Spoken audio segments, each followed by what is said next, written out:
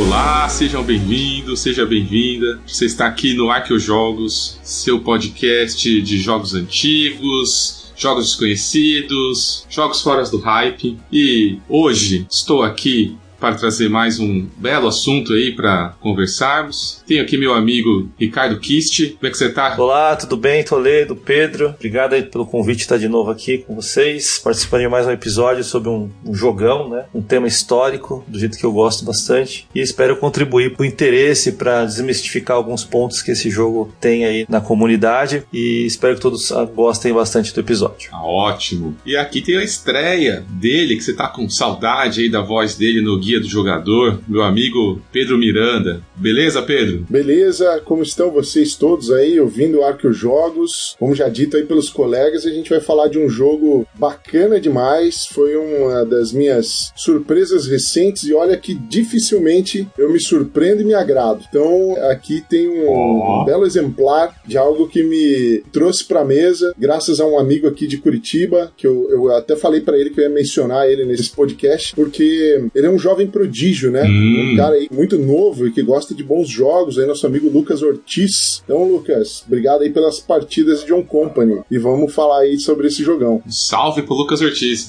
Então você já deve ter visto, né? Nós vamos falar hoje de John Company, segunda edição. E hoje vocês estão vendo que até esse episódio, né, pra quem nos acompanha, um off-topic, porque o John Company não é velho, né? Assim, não é novo, mas não é velho, mas também não é desconhecido, foi até lançado aqui. Então, ele vai encaixar aqui num off-topic pra gente conversar sobre ele. É um jogo que tem uma versão nacional, veio aí que foi com muita surpresa, talvez ninguém esperava, né? Quem que ia falar uns 5 anos atrás que ia ter John Company, uma versão brasileira, né? Um jogo que trouxe muita discussão, principalmente, né, por causa dos temas que ele aborda, por ser um jogo do Cole, que é já um designer muito conhecido, né, muito querido e também às vezes muito odiado, né, por algumas coisas que ele coloca nos seus jogos. E aí vamos falar um pouquinho aí desse jogo, que é como o Pedro falou, é uma grata surpresa, assim, né? Dá uma refrescada no meio de, às vezes, tantos designs parecidos, a gente vê algo, assim, extremamente diferente. E falar sobre John Company, não tem como a gente não citar um pouco sobre o que ele se trata, né, amigos? É um jogo que não dá pra falar que é um jogo abstrato de maneira alguma, né? Concordam? Não, com certeza não. Esse pega forte aí num tema histórico de um período nebuloso e tantos outros episódios, mas esse me pega aí meio de jeito, vamos dizer assim, né? Pouco antes até de jogar o John Company, eu vou fazer um jabá aqui. Eu costumo às vezes ouvir o História FM, que é um podcast dedicado a falar especificamente sobre alguns momentos históricos, e eu tinha ouvido, né? Ou seja, além ali daquele período que a gente acaba estudando sobre o tema na história, mas ouvindo ali num podcast um episódio dedicado ao assunto, falando sobre a contextualização política, os efeitos e dificuldades que a Índia enfrentou, né, nas mãos desse exemplo do que a sede, né, da ambição ali do pessoal da Companhia das Índias Orientais causou, e é um estrago permanente, perene, né, com o qual hoje o povo da Índia precisa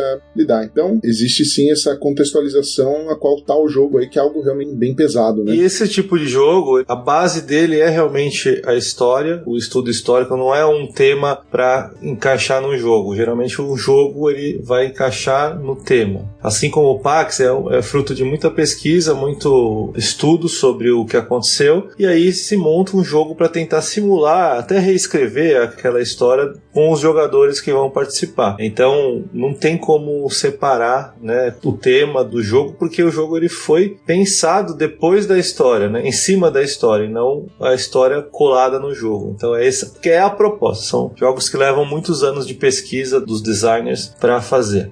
Até a gente vai falar do jogo, né, com certeza, que esse é o nosso foco, e aí geralmente o pessoal pergunta assim, pô, mas esse jogo aí é burocrático? Que é geralmente uma característica pejorativa, né, mas eu falo, cara, é um jogo sobre uma empresa, sobre funcionar uma empresa. Como não vai ser burocrático um jogo desse, né, porque o Cole não tirou nada, tá? Tudo que basicamente fazia parte do esquema gerencial dessa companhia tá ali retratado mecanicamente, né? É isso aí, é um jogo que tá completamente amarrado, né, no tema que ele se propõe. Então vocês vão ver que muitas das discussões, né, nas nossas buscas aqui, se colocaram como discutir coisas como: esse jogo deve ser jogado? Pode ter jogo sobre esse tema? Que são discussões relevantes, mas elas acabaram tomando conta da discussão, e como a gente sabe, a discussão deveria ser sobre o jogo em si, em primeiro lugar, né? E a nossa proposta hoje aqui vai ser essa. Óbvio que a gente vai conversar sobre o tema, sobre como ele se enraiza, mas a gente quer conversar sobre o jogo. A gente jogou esse jogo de diferentes maneiras, né? Então a gente tem o Pedro aí, ó, que jogou em Curitiba. Pedro, você jogou geralmente com quantas pessoas? Foram partidas de 4 a 5 pessoas, e eu joguei no modo mais rápido, né?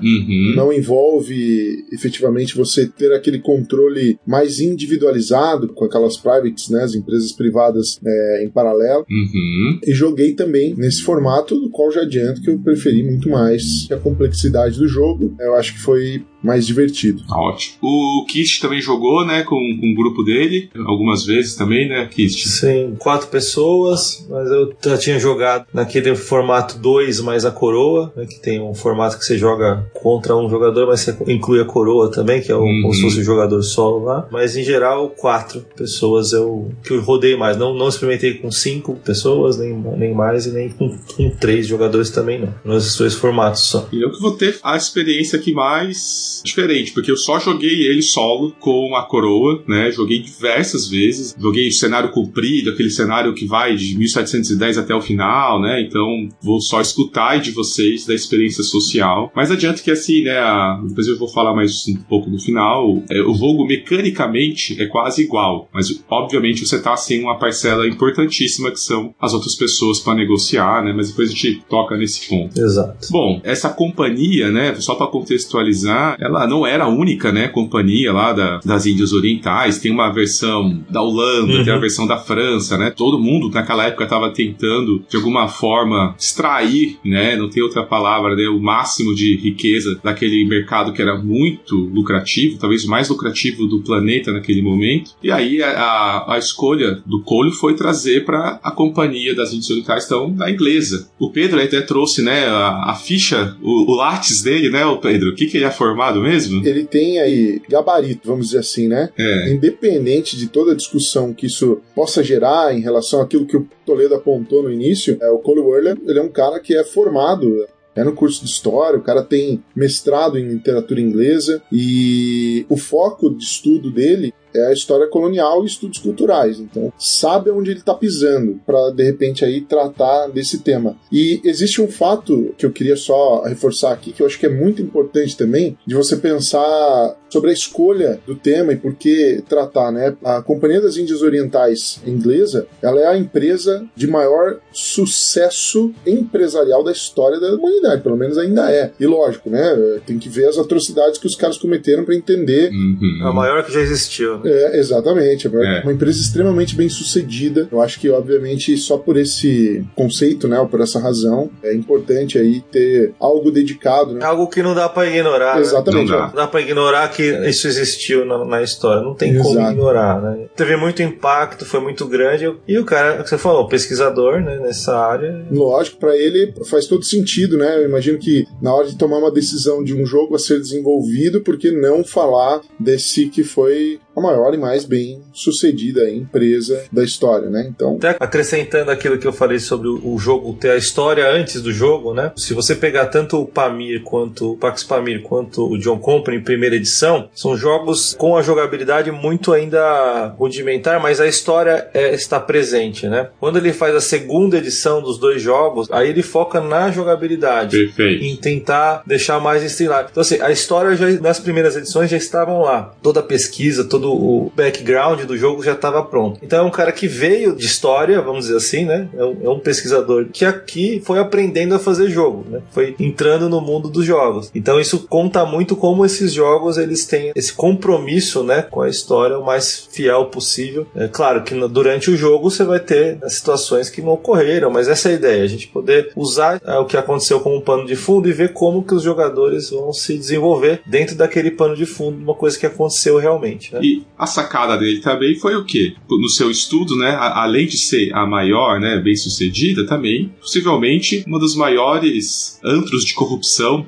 e desonestidade entre os pares que já foi também retratado, né, disputas internas entre as famílias envolvidas que levaram, né, a muitas histórias e atrocidades internas, né, entre essas pessoas. E o Cole se aproveitou disso, né, então os jogadores são famílias, né, de mercantis que estão ali tentando lucrar com a companhia. Então isso já quebra, talvez, um paradigma aí que vários, né, o próprio que a gente estava falando aqui antes, as pessoas acham que é um jogo cooperativo, né, que é um jogo sobre fazer a companhia prosperar e vamos se dar bem. É pelo contrário, né, a ideia do jogo é mais ou menos a ideia das famílias daquela época. A gente quer se dar bem, tanto que se a gente for resumir em síntese a mecânica desse jogo, é o quê? Você vai colocar seus familiares em diversos postos dessa companhia, vai tentar extrair o máximo de recursos para sua família e depois dar, assim que essas pessoas vão se aposentando, você quer dar uma boa vida para eles de volta em Londres, né? E aí que isso vai gerar pontos para você.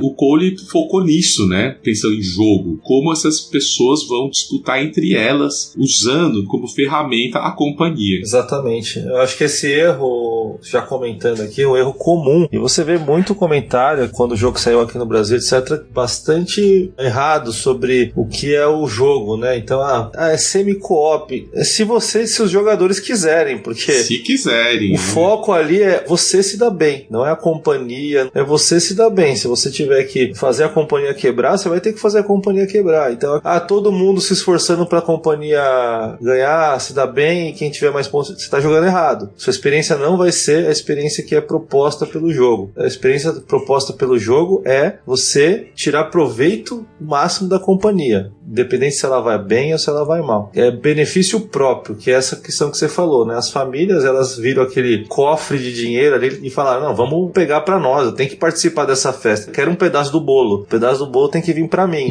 E que foi que aconteceu, né? Foi o que aconteceu. Quem for jogar, entenda, você não tá lá pra fazer a companhia prosperar, você tá lá pra tirar proveito da companhia. Exato, tem uma percepção de timing também aí, né, no sentido de você pode jogar o jogo de forma semi-cooperativa e ficar extraindo vantagens, assim como você pode fazer o oposto, né, às vezes o cara não tá conseguindo entrar perfeitamente nesse jogo político das famílias, então para ele jogar contra a companhia, né, pode ser mais interessante do que efetivamente ajudar os demais. Esse é um sentimento de jogo semi-cooperativo que me lembrou muito um jogo, então quem gostou aí do John Company, talvez já conheça, mas se não conhece, eu gostaria de deixar essa indicação, porque me remeteu demais a esse feeling, e é um jogo que eu gosto bastante. Claro que ele é um pouquinho mais datado, o John Company resolve problemas desse jogo que eu vou citar aqui agora, mas eu vou falar do Republic of Rome, que em contextos de jogos semi-co-ops que envolvam grande função política mesmo, que é de você debater, decidir, discutir, esse cara vai ter determinado papel, aquele outro vai ter outro, vamos negociar o cargo futuro. Então, esse tipo de questão e de sentimento de jogo aparece nos dois, tanto no Republic of Rome quanto no John Company. Então eu até falo isso totalmente pessoalmente, viu, pessoal? Não tô dizendo que é ipsis literis, mas como eu gosto muito do Republic of Rome, eu entendi que o John Company ele vem talvez ali como um substituto, um jogo que me traga esse sentimento do jogo que eu gostava ali no passado e que tem hoje um lugar mais facilitado na mesa, porque, como eu falei, em termos do que o Toledo comentou no início,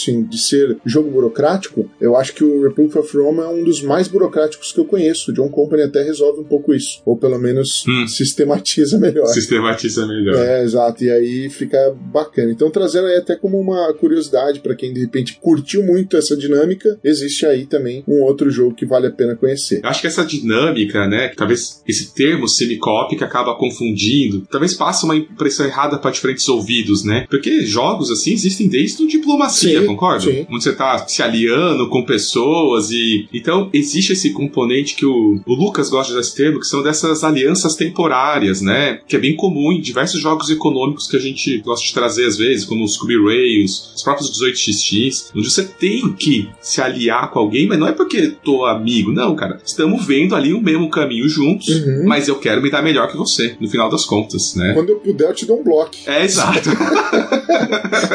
E o jogo, ele tem umas ferramentas pra fazer isso. Tem aquelas cartas que, vamos dizer assim, de promissórias, né, que você pode negociar. Você é obrigado depois a resolver essa carta, né, que eu vou votar a favor do nepotismo pra você, por exemplo, uma das cartas, né. Então, ela tem as ferramentas para essas negociações. Tem cartas de chantagem, né, que são, o nome já diz, né, você vai chantagear alguém com aquilo.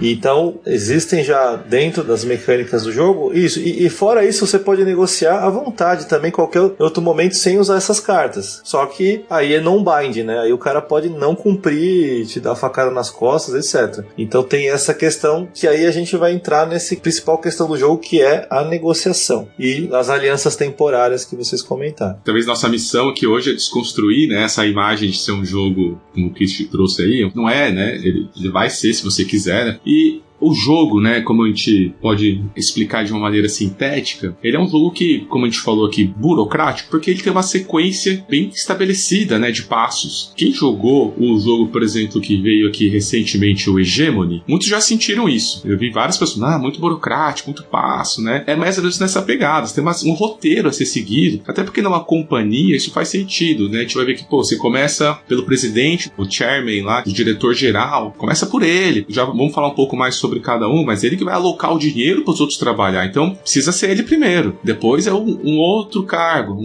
até você chegar nas operações na Índia. Então, esse fluxo, ele é seguido, né, de uma maneira que não acho pesado. O design gráfico ajuda muito nisso. Não sei como que estava na primeira edição, mas nessa segunda edição está muito bem. Você vê ali no fluxo seguinte, é só você se encaixando, você vai se preparando. O jogo vai ter diversas outras mecânicas que a gente vai apresentar, mas usa muito dados, muito push your luck, além da negociação e da gestão de recursos. Então, o objetivo no final é você ter reputação. Você não vai ganhar quem tem mais dinheiro. Você tem que converter essa riqueza em outros assets, né? Seja, então, boas aposentadorias para tua família, seja em algumas outras questões que vão variar conforme o fluxo do jogo, né? Pode estar valendo muito quem fez estaleiros, pode estar valendo muito as próprias ações da companhia e assim por diante. Mecanicamente, não é um jogo pesado, tirando a burocracia, mas as mecânicas em si são relativamente simples, com a exceção que eu queria dizer dos eventos. O que vocês acham disso? Eu concordo com você, Toledo. Eu acho que em termos de mecânicas é simples, né? Porque o que o pessoal chama de burocrático é que você tem que ter uma sequência lógica das coisas acontecerem. Como você falou, o board ajuda muito, mas também, se você pegar o manual, tem uma página que tem um fluxograma de quem indica quem para qual cargo. Então, um fluxograma bem simples de enxergar. Isso. Use aquele fluxograma, principalmente no começo, mostra o presidente indica o diretor de comércio, que indica tal posição, aquilo ajuda muito. Então tem que ter essa disciplina. Quando o pessoal às vezes fala burocrático, talvez tem que ter essa disciplina, mas é simples o fluxo, né? E essas informações também estão nas próprias cartas. Eles tomam esse cuidado dessa informação estar bem distribuída em várias fontes, né? Exato. Então tá lá. Então assim, é só seguir aquilo lá. E entender. Acho que o grande diferencial do jogo é, no começo, às vezes quem joga primeiro não entende qual o impacto daquelas decisões, né? Vai começar a entender mais pro meio do jogo pra frente, quem eu jogo pela primeira vez. Mas o fluxo em si não é difícil. O truque tá em entender como aquilo vai te impactar e como tirar proveito daquilo mais pra frente. Sim. Em relação à mecânica mesmo, na execução das ações, né? Primeiro você tem aquela questão de você definir quem tá em cada cargo, mas depois você precisa fazer ações, né? Militares ou de comércio, etc. E aí tem os dados. Forçar a sorte, mas assim, você pode usar mais ou menos dados dependendo do quanto você quer fazer aquilo. Então, de novo, se você negociar bem, você pode conseguir dinheiro e recurso para ter mais dados. Aí a chance vai aumentando muito. Então, no próprio tabuleiro de jogador, você tem as probabilidades de rolar sucesso dependendo de quantos dados você vai rolar. Então, ele tem a questão do push your luck, como você falou, mas, de novo, uma boa negociação prévia vai fazer com que você tenha uma probabilidade de sucesso muito maior ou muito menor. Então, de novo, a negociação tem a mecânica, mas a negociação otimização está na base de tudo. Ela minimiza a sorte, ela vai fazer você minimizar a necessidade da sorte. E aí depois tem os eventos, como você falou, que aí já é acostumar com aquela linguagem, né? Acostumar com o que o jogo se propõe, porque é bem diferente de tudo que a gente vê em outros jogos. Não é uma mecânica conhecida. A mecânica de puxar um evento é normal, vários jogos têm. Mas como realizar aquele evento é o que muda, né? Então tem a questão de um invadindo o outro, o elefante que se move, para onde move. Isso daí é diferente, precisa aprender a fazer no jogo. Por isso é importante, de novo, jogar a primeira vez com alguém que já conhece, sabe fazer isso. Para você não perder muito tempo na fase de eventos, o que pode tornar a experiência um pouquinho mais frustrante. Então, jogar com quem sabe executar os eventos já ajuda muito o jogo, a experiência ser melhor. Mas fora isso, não tem complexidade em termos de mecânicas, é entender o fluxo. Não. A gente vai passar depois aqui pelas funções da companhia e vocês vão ver como que a função de cada cargo é relativamente simples, né? Esses eventos, como a gente conversou aqui, que eles são muito procedurais, né? A gente poderia dizer isso, é que você tem que seguir um procedimento e eu acho que é o que o Kist falou, basta tá sabendo bem, aquilo vai desenrolar facilmente, né, para os jogadores. Eu ia complementar aí também, falando um pouco sobre a minha percepção em relação a isso. Claro, né, à medida que os jogos tendem a se modernizar e tal, eles procuram reduzir muitas vezes essa complexidade, essa burocracia, como alguns dizem aí, com relação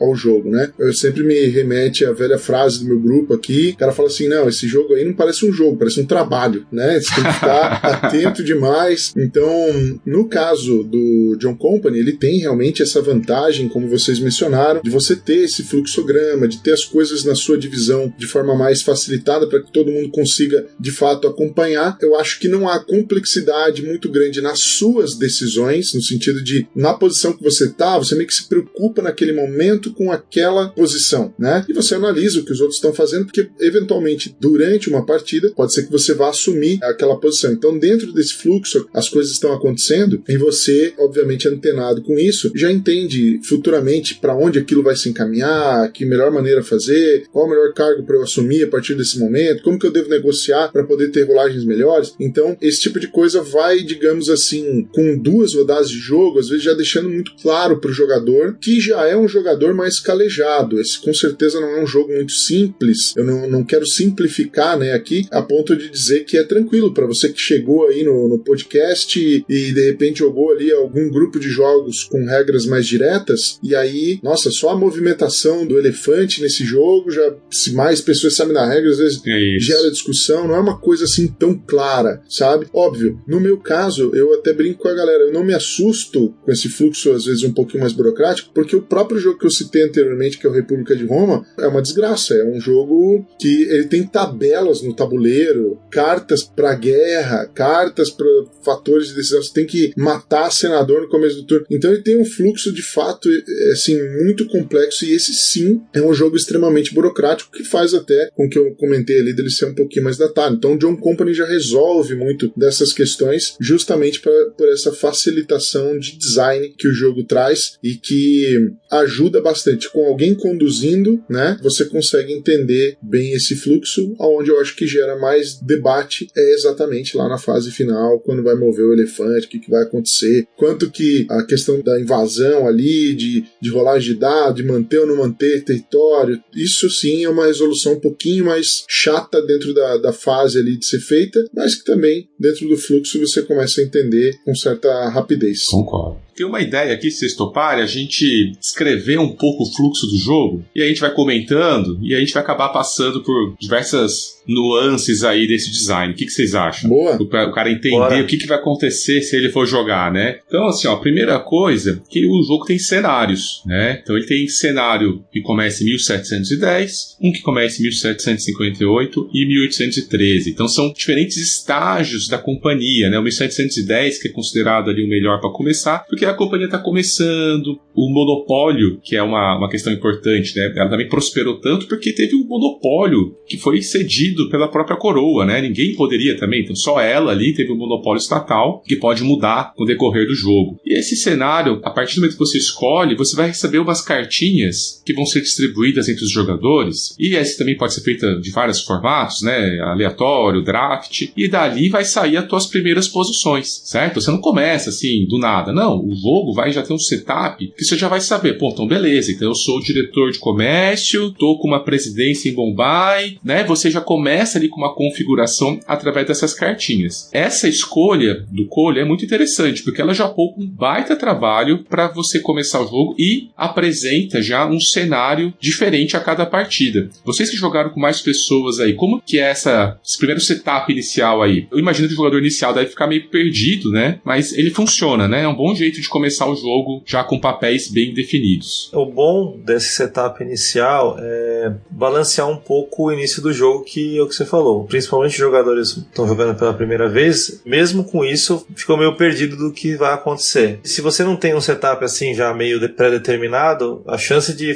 ter um desbalanceamento muito grande na primeira rodada fica minimizado graças a isso. Então você já força que alguns jogadores vão ter ações da companhia para entender qual que é o benefício de ter ações da companhia. Alguns já vão estar com um cargo e vai ter que na primeira fase executar um cargo, fazer a ação daquele cargo para se acostumar também com as mecânicas do jogo. Então garante que todo mundo vai ter alguma posição dentro da companhia. Eu acho que ajuda muito a se acostumar nessa primeira rodada, e se deixar isso na mão do jogador, dos novos, vai ser difícil, vai ser complicado. Se tivesse uma fase de contratação na primeira fase, em vez de ser pelas cartas, né? Porque a partir dos próximos rodadas, da segunda rodada, vai ser contratado. Os cargos estão abertos, vão ter que ser contratados e seguir aquele fluxograma que eu falei. Então eu vejo isso de positivo, de você poder distribuir de forma mais igual, vamos dizer assim, mesmo se for aleatório ou por draft, os cargos e mesmo alistar os clerks ou o pessoal militar de uma forma um pouquinho mais balanceada, vamos dizer assim. Eu entendo que se não fosse feito com esse nível, né, de toma aí, você vai fazer isso, você acaba dando muita opção nesse início de jogo, e acredito que atrapalharia mesmo quem sabe jogar, porque o volume de decisões acaba sendo grande e a pessoa também passa a ter muito poder ou causa algum tipo de desequilíbrio, e isso eventualmente é também, né, em muitos casos aí, um desconforto pro outro que vai ter que esperar ou coisa assim do gênero. Então essa é uma resolução rápida, prática, que você consegue minimizar qualquer impacto, porque, sei lá, poxa, sair numa posição que eu não queria, você rapidamente consegue se destituir, sair daquilo ali e de repente se promover a ponto de conseguir entrar numa outra posição ou ter fatores de decisão. A única coisa que pode, obviamente, atrapalhar é talvez o seu perfil mesmo de jogador, né? Porque para você conseguir coisas nesse jogo, você vai ter que conversar, você vai ter que ser propositivo, né? Não é uma coisa somente mecânica. O jogo tem uma diplomacia, ele tem uma política, então é preciso ter garganta também para validar as coisas a partir aí desse primeiro turno. Então, óbvio, entendendo, depois já começa aí a querer enganar os outros que eu conheço.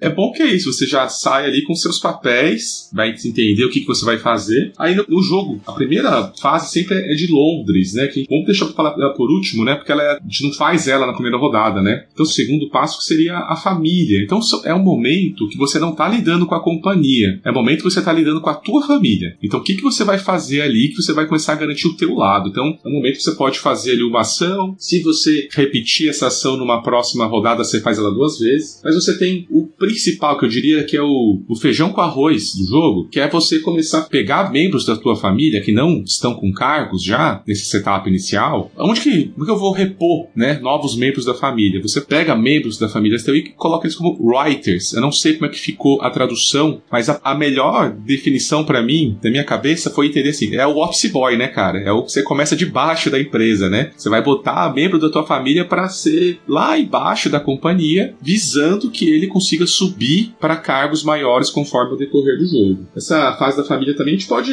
investir em estaleiros, investir em fábricas, uma série de questões que vão ser tuas, da tua família e não da companhia. Essa fase, eu imagino que num jogo multiplayer é a que vai ter um pouco menos de negociação, ou tem bastante aí também, na experiência de vocês? Ela pode ter, sim, pode ter negociação, porque, por exemplo, tem jogadores que estão com interesse em reduzir custo da companhia, eles vão tentar te estimular a não alistar gente pro exército, por exemplo. E isso pode acontecer. Então, não põe uma lista ali, porque depois você pode ser alocar e tem que pagar. O exército é uma das coisas que custa, né, pra companhia. Então, eu vi negociação assim, cara, não coloca aí, eu te dou um favor em troca, não alista o seu writer nesse governo, porque, o pessoal entender, tem 3 administrações, 3 partes da Índia que tem 3 administrações diferentes, né? E ali você tem o chefe daquela região e tem esses caras que são você falou os office boys, mas são o pessoal que tá abaixo. E aquelas pessoas, elas vão poder ser os próximos chefes ali da região, né? Eu também não sei como traduzir, mas seria essa palavra. Então ali você pode ter alguém indo para um interesse conflitante com o seu. Então pode sim haver negociação na fase da família. Eu vi acontecer, não coloca aí, coloca aqui, não alista. Acho que na questão de construir workshop ou barcos é menos, porque aí você depende de outra pessoa para alocar os barcos no mapa. Então não é direto assim, não é uma alocação direta num posto de trabalho. Mas respondendo a sua pergunta, existe sim negociação, é menos talvez, mas existe sim negociação nessa fase de família. Na minha experiência, cara, a galera aqui realmente era muito engajada com o jogo, tá? Então, basicamente em todas as fases tinha dedo na cara de alguém ali, então não tinha muita... Pô, você tá querendo prejudicar a companhia, né? Então, justamente por conta dessas questões aí que o Kish falou, né? De ter eventuais gastos que podem surgir, né? Apontar, né? Você começa a apontar gastos que você vai onerar aí a companhia. Então, sim, é um momento menor de ameaça, mas rola bastante troca aí. E aponta direções, né? Porque aí vai ter algumas questões aqui, por exemplo, você pode investir em os workshops, né? Que são as fábricas. Só que as fábricas, elas vão te valer ponto se a companhia for à falência. Exato. Certo? E aí já começa a ver alguém que tá indo muito pra ali, já começa a mostrar um certo caminho, né? Ali também é a fase onde você pode comprar, investir em novas ações da companhia, né? Essa aqui é outra questão importantíssima da mecânica, porque se a companhia for bem sucedida, as ações no final, além delas te renderem dividendos ao longo do jogo, elas também vão valer pontos, que podem até serem bastante, assim, dependendo do andar da carruagem. Porém, se a companhia vai à falência, agora essas ações são pontos negativos. É isso aí. É aí que tá um ponto central desse jogo, eu diria, que você começa a delimitar aqui nessa fase, né? Se você vai investir mais ou não. Essa mecânica das shares eu achei magnífico, cara, assim, na minha opinião, sabe? Não é só um dividendo, é quanto você tá enfiando o pé na companhia ou não, e isso já dita um pouco da tua estratégia, né? Eu achei muito bem feito. Eu concordo. A parte das ações brilha bastante no jogo, sabendo usar, né? Então, claramente, quem está investindo na empresa vai comprar ações, porque primeiro que você capitaliza a empresa, né? Injeta dinheiro, porque vocês sabem que é difícil ali o dinheiro fazer dar, né? Ainda mais quando você tem alguns outros jogadores jogando contra e tal. Então, não dá para viver só de empréstimo. Mas as ações, comprar ações, indica o caminho que o jogador está tomando, porque é um investimento que, assim, depois, para você se livrar daquilo ali é difícil, né? Você vai ter que tentar negociar com alguém e a pessoa não é boba, não vai comprar ação de uma empresa que essa empresa está indo mal. Como você falou, vale ponto negativo. Tem até um token modificador que dobra tanto o negativo quanto o positivo. Se esse token tá em jogo, no último jogo que eu joguei ele estava em jogo. Nossa. E, cara, no última rodada era assim, se quebrasse, ficou pra última rodada. Se quebrasse, quem tinha ações ali vai ser destroçado no jogo porque valia muito negativo. Se a empresa não quebrasse, então fica às vezes no último turno, ou até antes, né, quebra ou não quebra. Fica essa tensão, quebra ou não quebra, né? Então, claro, quem tá jogando contra vai tentar gerar muito gasto para a empresa, quem está jogando a favor vai tentar economizar e fazer dinheiro, né? Mas as ações é isso, além de capitalizar, acho que cada ação que você compra ali ela aumenta. Tem uma filinha, né? Vai formando uma fila antes de você poder comprar ação, né? Tem umas prioridades e ela capitaliza a empresa e ela pode definir o ganhador do jogo, porque o jogo é difícil conseguir pontos, né? A aposentadoria é de onde vem mais, mas na pontuação final as ações podem fazer diferença sim, tanto quanto a aposentadoria. E acho que isso é uma das coisas que o Pedro pode falar aí das firmas, né, que a gente vai falar depois, que é o modo mais avançado, onde você pode ter companhias privadas, é uma maneira de você desatolar da companhia, que aí você tira a tua ação da companhia e passa para a tua companhia privada. É uma maneira de você desatolar de algo. Eu até achei curioso ali que o Kish falou que não é só de empréstimo que se vive, né, que aqui a galera mete o pé, viu? Mete marcha. Não, você salva a companhia com empréstimo, né? Geralmente vale a pena, só que tem aquela regrinha que chega um uma quantidade de empréstimo limite que você pode fazer numa rodada e os outros têm que concordar pra você fazer mais, se você é o presidente, né? Exatamente. Então tem ali a negociação, não, o cara quer, vou salvar a companhia, vou pegar 3 empréstimos. Não, você não pode pegar 3. Você pode pegar um, os outros depois tem que ser votado, concordado pelos outros jogadores. E aí que se você tá com bastante carta de favores, etc., ou tem alguma coisa que os outros jogadores querem que você usa. Mas é isso. Se não, o empréstimo, todo mundo mete o pé, igual o Pedro falou. Os outros jogadores têm que dar uma podada dependendo dos interesses, né? Então tem. Exatamente. Mas compra de ações dá uma ajudada. E é onde se resume a melhor oportunidade ali de repente realmente levar a companhia à falência, né? Se um cara tá com esse interesse e assume, o risco passa a ser alto. Com relação ali às companhias, eu tive ali uma oportunidade de partida nesse formato, né? Eu gostei porque eu entendi que o jogo já é de muita interação. Mas quando você coloca as companhias em jogo, a interação ainda aumenta, né? Além das possibilidades de ganho e algumas outras alternativas. Então, isso realmente traz aí um brilho diferente, uma jogabilidade extra pro John Company, né? E na partida que a gente teve, acabou que realmente a companhia, nesse contexto, né? Estando com as privadas aí à parte, foi levada à falência. Então, foi assim, aquele baita negócio. É uma possibilidade dentro do jogo de você acabar com o monopólio da companhia. Então agora os jogadores podem abrir suas próprias companhias para também participar desse mercado aí. Que também oferece um alto risco também, né? Pode dar ruim. Eu só vi dar ruim até agora, tá? Por isso que eu tô falando. Aí que é uma delícia, né? Que aí você tá mostrando a ganância, né? O papel da ganância da pessoa. É um apetite para risco pela ganância. Porque na hora que você flipa ali o seu board de jogador pra companhia pra cima, é você e Deus ali. Então que você vai ter que se virar. Isso mesmo, segura na mão de Deus e vai. Bem isso aí. Mas assim, tenta lucrar enquanto você pode.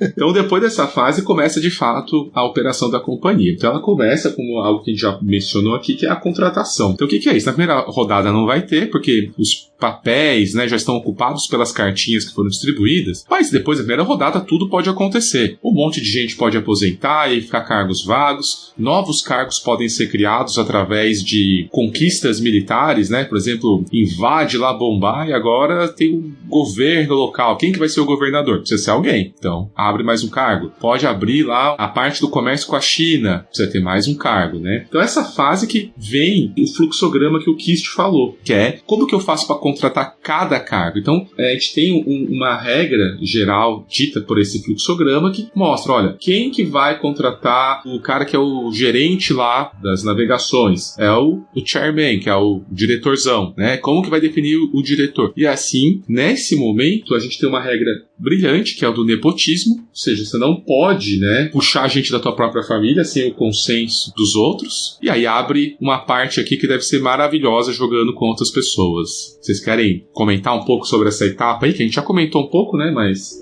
querem trazer alguma coisa aí extra sobre essa parte do jogo? Eu achei aqui no manual, o fluxograma que eu comentei tá na página 15 do manual, tá? Então, isso ajuda demais. Na carta tem quem que vai pro cargo, quem pode ir pro cargo, quem que aponta para aquele cargo. Mas se você quiser ver o fluxograma, você vai ter uma visão mais macro do jogo, porque a carta vai te dar só daquela posição, né? Aí você vai ver como tudo tá bem amarrado, as posições. E tem uma sequência para isso acontecer, né? Então, o chairman, que é o CEO, da empresa, daí tem o diretor de comércio, que vai indicar os presidentes, que eu chamei de chefes lá das regiões, que podem depois indicar governadores se você dominar realmente fisicamente a região. E aí tem o gerente de navegação lá, que vai ser indicado pelo chairman. E para ser chairman, você tem que ter a maioria das ações da companhia. Então, você vê o que para ter um posto, por quem que você tem que ser indicado. Ou seja, se você quer muito aquele posto, é quem que você vai ter que dar uma lambida, né? Vai ter que tentar convencer a te colocar naquele cargo. Ali também tem o que vem das ações de família, que a gente falou no começo. Na ação lá de família, você vai comprar ações. E essas ações não podem te dar o cargo de presidente, se você tiver a maioria. Então, aquilo vem da fase de família. Os writers lá que você falou também vem da fase de família. E aquilo pode te garantir posições quando tiver alguma posição em cima dele vaga. Então, aí você vê bem como que tá tudo relacionado. As posições posições e quem que você precisa agradar ou qual a posição que você tem que querer, né, almejar para o seu objetivo, seja lá qual ele for. O mapa ali, o mapa da carreira, né? É isso aí. O que faz para chegar. É o mapa da negociata. É um momentinho aí que, né, o cara um oferece uma coisa, outro quer algo em troca, e aí dá uma discussão em mesa aí justamente para você tentar se posicionar para aquela fase, né? Porque a manutenção do cargo, acho que depois vai ser falado ali a respeito disso, mas você faz um efeito em fim de rodada que pode, às vezes, aposentar o teu cara de imediato. Um pouco difícil acontecer, mas existe essa possibilidade. Mas pode. Então, os cargos que estão ali no rodapé do tabuleiro, eles são uma dança das cadeiras, né? Então, é o momento ali de você procurar se posicionar melhor no teu relacionamento com a mesa para, de fato, conseguir. Lembrando que existe essa regrinha aí do nepotismo que não dá para você se auto-indicar, né? Excelente. Então, uma fase importantíssima, né, de negociação, né, pouca mecânica. E a gente começa com o principal, né? Quem que começa falando é o nosso CEO. Uma função importantíssima porque é o cara que vai fazer os empréstimos lá que eles estavam falando. É aqui que vai pegar ali o caixa da companhia. Ele tem a missão de o quê? Simples. Ele precisa distribuir dinheiro para todos os outros departamentos. Simples no papel, né? É simples mecanicamente. Você tem que pegar essa grana aqui e falar, ó, quem que vai ter mais dinheiro? Ah, vai ser tal presidência. E ele também pode, para isso, fazer os empréstimos.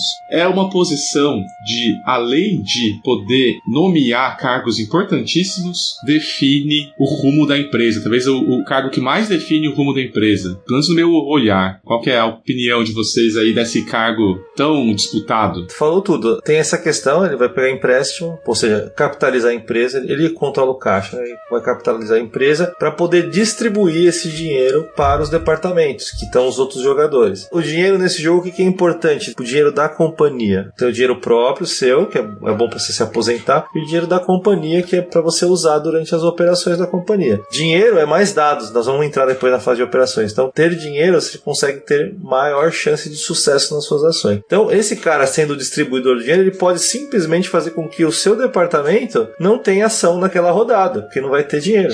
Ele pode bloquear totalmente um jogador estando nessa posição. Por isso que tem que saber negociar bem. Os outros jogadores têm o desafio de negociar bem com esse cara, saber oferecer o que ele realmente precisa para poder não ser bloqueado naquele turno, ou ser ajudado, ou até ser indicado, né? Que ele define muitos cargos, ele define os cargos importantes, ele define. O cara define o quanto vai ter de dinheiro naquela rodada e pode não distribuir nada naquela rodada de dinheiro. Só vão bloquear tudo. Não vou distribuir quase nada aqui. E depois, no final ainda da rodada, depois vamos chegar lá, ele vai decidir se distribui dividendos ou não. Se der, né? Se tiver dinheiro para distribuir dividendos. Mas se der, ele também decide se distribui dividendos ou não.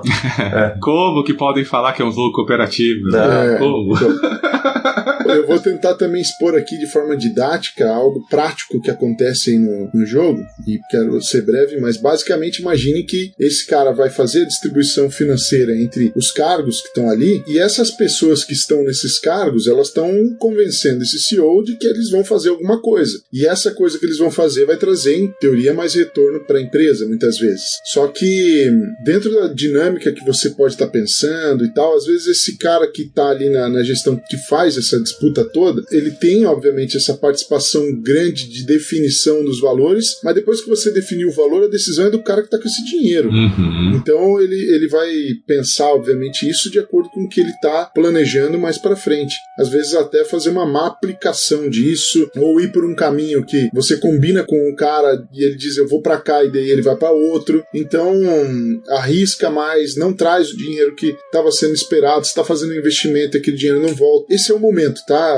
Eu acho que é alguma descrição possível, e pelo menos que se apresentou aqui nas nossas partidas, é isso. Você se definir ou se colocar na posição de CEO para fazer a definição desse budget para a galera, é a hora que vai todo mundo no teu ouvido falar, não, porque você tem que botar mais dinheiro aqui do que lá, porque... e aí você vai ver com quem você se alia e ajuda, podendo cair gravemente numa bela tocaia aí, onde o cara só tá te alugando e não vai fazer nada. Eu vou dar um exemplo de tocaia aqui. O Chairman geralmente é o cara interessado, por ele ter a maioria das ações, ele tem interesse que a empresa vá bem, né? Porque ele tem mais ações valem pontos preciosos no final do jogo. Mas tem cara que engana todo mundo, ele vê ali outro jogador que também tá interessado que a empresa vai bem, e ele começa a oferecer, de repente, as ações dele pro cara. A empresa tá indo bem, no meio do jogo ele começa, ó, eu te dou uma ação aqui, você vai virar presidente, ó, vou te dando minhas ações, aí você vai virar presidente. Você pode oferecer ações, né? Em troca de qualquer outro favor. E de repente ele sai da posição e quebra a empresa. Vai jogar pra quebrar a empresa. Acontece. Então ele enganou todo mundo, ele tem que ter habilidade pra fazer isso, mas assim, todo mundo acha que ele vai querer sempre fazer a empresa prosperar porque ele tem a maioria das ações. Mas ele pode virar esse jogo totalmente. É a tocaia que o Pedro tá falando. O cara pode criar uma tocaia aí sendo o presidente, exatamente. Isso também pode ser feito com as firmas privadas. Também. Ou das firmas se desfazendo das suas ações, né? Você vai se desfazendo, oferecendo pra galera, ó, tô bonzinho aqui, ó. Não quero mais ser presidente, Sherman. Quem quer minhas ações em troca disso, você me põe não sei o quê, entendeu? Na hora que você for presidente, eu te dou minhas ações, na hora que você for presidente, você me coloca como chefe militar, sei lá, alguma coisa assim, e depois você vai lá e quebra a empresa e ferra o cara. Quer dizer, se você conseguir, né? Porque você não tá jogando sozinho, tem outros jogadores também te atrapalhando. Exatamente. E aí, então, depois desse passo, a gente começa, vamos pro diretor de comércio, né? Director Trade. E aí a gente vai começar as primeiras rolagens de dados. Aqui a gente tem que falar que de onde vai vir o lucro da companhia, né? Lá tem um mapa representado ali, né, da Índia, e aí tem diversas rotas de comércio ali, né? Diversos locais onde você vai tentar tirar, né, o proveito ali tá abstraído, mas ali você tá lá pegando os spices lá, né? Todas aquelas mercadorias e trazendo para Londres para lucrar em cima. Só que acontece, depende do cenário e depende também de como os eventos vão acontecendo, essas rotas vão ficando fechadas. Seja porque questões locais, né, intempéries, nem todas as rotas estão abertas. Então qual que é o papel do diretor de comércio? Ele vai usar o dinheiro que ele tiver ali, que foi alocado para ele, para fazer alguns testes e tentar abrir esses locais fechados. Então, obviamente, aqui também você está definindo, muito provavelmente, qual das presidências vai ter melhores rotas. E aí já entra uma série de interações. E também ele pode abrir o comércio com a China, né, que vai abrir uma outra forma de lucrar na companhia. Essa já é bem mecânica, né? Apesar de ter negociação envolvida para onde vai, ela é bem mecânica no sentido de que você vai basicamente pegar teu dinheiro e definir como que você vai alocar isso em dados para fazer seus testes. Uma posição importante. Eu acho que ela tem bastante negociação também pelo seguinte, né? Por exemplo, o que você falou, ele vai usar o dinheiro para comprar, eu falo comprar os dados, né? Você usa o dinheiro para ter dados e rolar 1 e 2, é a rolagem que você espera em qualquer um dos dados, né? Seja quantos for. E 3 e 4 é falha, 5 e 6 é a falha catastrófica, você perde o cargo, inclusive. Então isso vai acontecer em todos os casos, né? Todas as rolagens, a mecânica é exatamente a mesma. Agora, o que você falou, abrir uma rota de comércio. Cara, o presidente daquela região, lembra que são 3 regiões, cada um tem um presidente, que é um dos jogadores. Pode ser você mesmo, você pode ser diretor de comércio e ser o presidente de uma região. Onde você vai abrir, vai interessar para um dos 3 caras. Então tem uma negociação aqui, pô, abre aqui essa rota. E com a China, também tem, porque para você fazer comércio com a China, a sua região tem que ter um símbolozinho assim, tipo de umas caixas, assim, se não me engano, parece umas caixas de container, sabe? Então só quem tem aquelas regiões dominadas, né, vão poder fazer comércio com a China. Então tem interesse total aí, principalmente com as presidências e as zonas marítimas onde elas estão relacionadas, em que o cara abra rotas de comércio ou comércio com a China que favoreçam essas presidências. Então também é um cara que tem que ser agradado aí pelos presidentes das regiões. E ele também nomeia, né? Nomeia os presidentes, né? Ele tem esse papel que é importante. Tematicamente, o comércio com a China é ópio. Foi retirado da segunda edição, mas sabemos que é isso. Faz de conta que a gente não sabe. Faz de conta que a gente não sabe. Todo mundo sabe. Tiraram, mas é isso. Então o próximo é o cara que vai lidar com toda a marinha, né? Pô, era uma companhia, né? Que a gente não citou aqui, mas pô, ela tinha uma marinha própria. Ela tinha exército próprio. Eu fui ver uns dados aqui que no auge dela, cara, ela tinha o dobro de exército que a própria Inglaterra, cara. Era uma das maiores maiores potências militares do planeta e marítimas naquele momento. Era basicamente o sonho do liberaloide, né, cara? Uma nação privada. Basicamente isso. Nesse momento, o que é muito importante? Os barcos. Sem os barcos, mecanicamente, você não tem comércio. Você só vai poder explorar essas rotas que foram abertas aí pelo diretor de comércio, que é de uma maneira mais pacífica, ou, como a gente vai ver depois, podem ser abertas na marra, militarmente. Só vai poder usufruir se você tiver barcos o suficientes. Então, uma rota que vai usar 3 passos, né? Cada passo dá mais lucro, e aí você vai ter que ter 3 barcos para trazer. Porém, de onde vêm esses barcos? Vem lá das próprias famílias que podem abrir seus estaleiros, e aí, dependendo aqui também, o diretor, esse cara aqui pode fazer o quê? Então, ele vai pegar esses barcos que foram produzidos pelas famílias e vai alocar em diferentes regiões,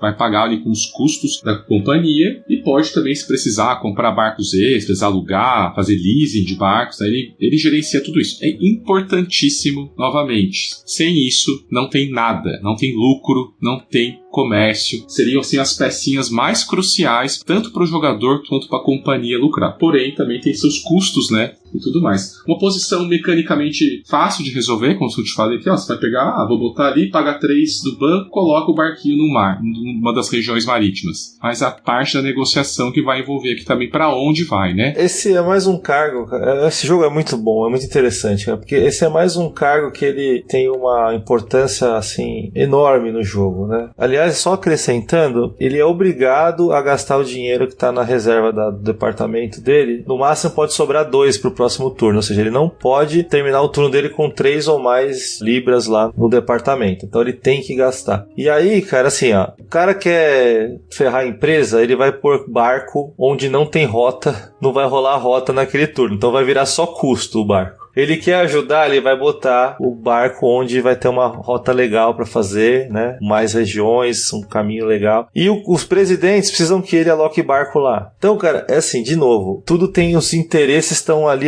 cada decisão desses caras que a gente já falou, estão afetando demais todos os interesses que estão no jogo dos jogadores. E esse é um cargo, tá, que eu diria assim, posso estar falando besteira aqui, mas na minha leitura das partidas que eu tive, é uma das melhores posições para você estar no jogo. Talvez obviamente não sempre, é um cargo disputado e tal, mas justamente por isso que foi mencionado aqui, né, de você ser o responsável pelo estabelecimento da rota que permite a realização de comércio, de expansão de território. Então, basicamente, é um cara aí que tem poder de barganha. Muito bom. Às vezes é só a decisão, né, de tudo bem, ó, eu tenho dinheiro pra botar 3 barcos em jogo, mas tem 6 nas famílias. De quem vai o barco é interessante, né? Porque o estaleiro que tá com o seu barco no mar vai render ali um dinheirinho por rodada, né? Pode ser uma fonte de renda para a família. Então, muito importante mesmo. Depois desse cara, nós vamos começar a lidar com a parte militar, que então a gente tem um cara que lida ali como se fosse ali o principal responsável por toda a questão militar da companhia. Por quê? Cada uma dessas 3 presidências tinha o seu próprio exército, né? Inclusive, isso tematicamente é o que aconteceu. Inclusive, tinha disputas entre esses exércitos, né, uma série de questões. Esses exércitos eram formados tanto por britânicos, mas majoritariamente por próprios indianos, né, recrutados. Eu vi até aqui um dado numa proporção de 1:7, mais ou menos. E os soldados ingleses estavam sempre doentes com disenteria, coisas assim. Então esse cara, o que ele vai dizer? Esses exércitos, né, como o Chris falou antes, primeiro, custam dinheiro, mas também eles vão ser a maneira de você lidar com os eventos que não estão sob o controle da companhia. Pô, a Índia não vai ficar ali quieta, né, também. Eles vão tentar formar impérios, vão tentar reconquistar seus locais e expulsar a companhia, vão tentar fazer muitas questões, tem invasão externa, às vezes, né, de outras forças, e aí isso aí vai trazer uma importância ali, né, para essa parte militar. E aí esse cara aqui agora, ele pode o quê? Ele pode trocar, né, passar regimentos de um exército pro outro, pode pegar aquele pessoal que foi alistado lá da família e começar a mandar para certos exércitos, e aí ele consegue fazer essa coisa bem gerencial, né, remodelar as forças de cada exército, que obviamente vai refletir também nas estratégias dos jogadores. Papel também importante na companhia, né? Sem dúvida. Todos são, né? Esse é mais um papel dele manipular os 3 exércitos ali, né? Então, de novo, o certo é você jogar nessa posição negociando com os caras que estão lá em cada presidência, em primeiro lugar, né? Porque a ação militar mesmo acontece durante a fase da presidência. Mas para ter uma ação militar bem sucedida, né? Vai ter que ter o comandante e os exércitos ali precisam estar bem alinhados com a necessidade, né? Então, assim, é a hora desse cara barganhar com as presidências, com os pessoal que está listado, né? Bem o que ele quer depois em troca por fazer essas movimentações, né? E também, se ele quer que a empresa vá bem, ele vai colocar exércitos melhores em lugares que ele acha que tem mais probabilidade de uma ação militar dar certo. Até porque o jogo, a gente já vai para essa parte dos eventos, que é bem procedural, a gente tem uma pista, né? Não é completamente aleatório, mas a gente tem uma pista de onde um elefante fica ali, né? O próximo evento vai acontecer. A gente tem mais onde sai. Aqui, ó, os caras estão querendo invadir aqui. A ação militar, ela pode ser para você atacar e tomar conta de territórios, mas ela também pode ser para defender possíveis ataques. Defender. Você poderia, por exemplo, alguém que tá ali numa iminência de tomar um ataque, tirar os exércitos do cara. Isso, pode. Se ferra aí. E vai dar um sério prejuízo, né? Então também, mecanicamente, não tem muita coisa, assim, não tem rolagem de dados, mas ele faz, assim, toda essa organização. E aí vamos para a parte da Índia, que seria as 3 presidências operando, que aqui pode ficar bem complexo, dependendo de como a coisa vai. No começo do jogo é mais simples, mas é de onde está vindo o lucro, é da onde vai se gerar dinheiro para a companhia de fato. As 3 presidências operando bem, a companhia vai ter lucro. E aí, como a gente está conversando aqui, isso vai depender muito do que os jogadores querem. O que a gente pode falar de uma maneira mais sintética sobre o papel aí das presidências, né? As presidências, elas são divididas, principalmente o presidente vai decidir, né, quantos dados ele vai alocar ali para fazer as rotas. A primeira decisão importante do presidente é assim, se ele quer deixar o comandante da região dele fazer a ação militar primeiro, ou se ele vai querer fazer comércio primeiro, tentar fazer comércio primeiro.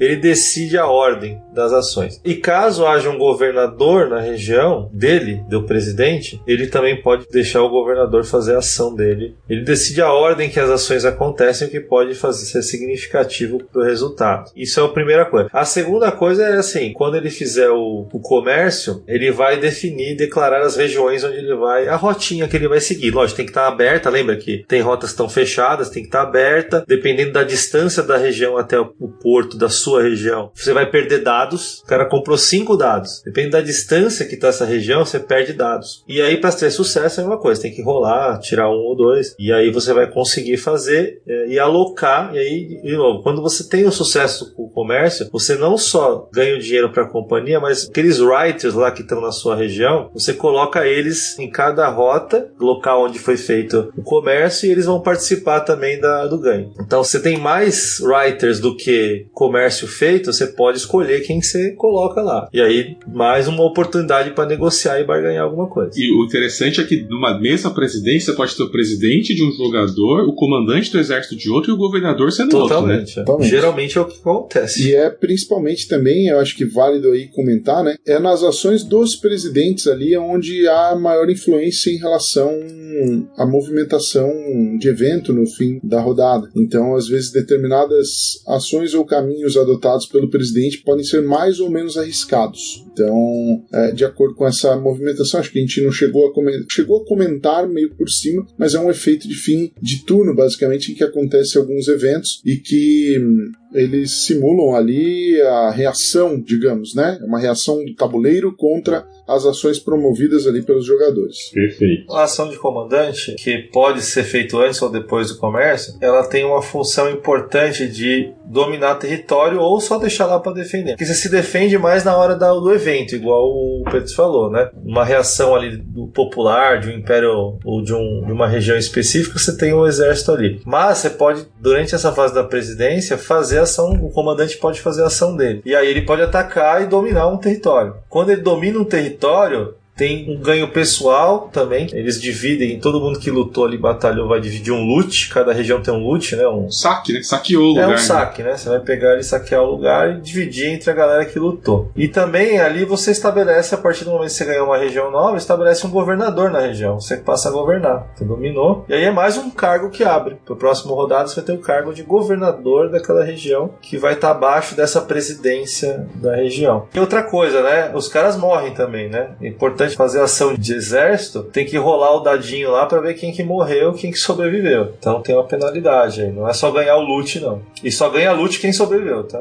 Botar um governo local deixa aquela presidência um pouco mais independente da companhia, porque aí o governo local pode começar a fabricar barcos localmente, né? Não precisa vir de uma família. Abre todas as rotas de comércio da região. Abre as rotas de comércio. Aí você pode começar a fazer mais regimentos, né, militares para se fortalecer. Pode taxar o povo, que gera um unrest. Que é um unrest? É uma insatisfação local, né? Você tá taxando o pessoal local e fica um puto, né? Então ele vai criar, você vai colocando uns cubinhos na região, e quando você tiver que lutar ali ou defender, cada cubinho vai te tirar um dado. Então quando você deixa o povo muito puto ali, na hora que você for rolar um dado numa possível retaliação, você vai ter menos dados e menos chances de ser bem sucedido. Então, assim, pode taxar, dar dinheiro, só que o pessoal não curte, né, local. Quem gosta de pagar imposto. E os eventos vão efervescer mais ainda com essas questões, né? Quando tem revolta, todo lugar que tem um cubinho vai revoltar também. Então, assim, a gente pode dizer que os presidentes, apesar de eles não estarem tão altos na escala da companhia, são os caras que direcionam muito o rumo das coisas. Eles estão lá na Índia, né? Eles estão lá, de fato, ditando os rumos, eles estão ditando o lucro da companhia em última instância. São papéis assim importantíssimos, né? Então você tem essas 3 presidências, como foi historicamente. Cada uma delas tem o seu próprio comandante do exército e pode ter ou não o seu governador. Mas você pode abrir novos governos conforme se você investir numa campanha militar e conquista mais uma região, e agora você abre mais um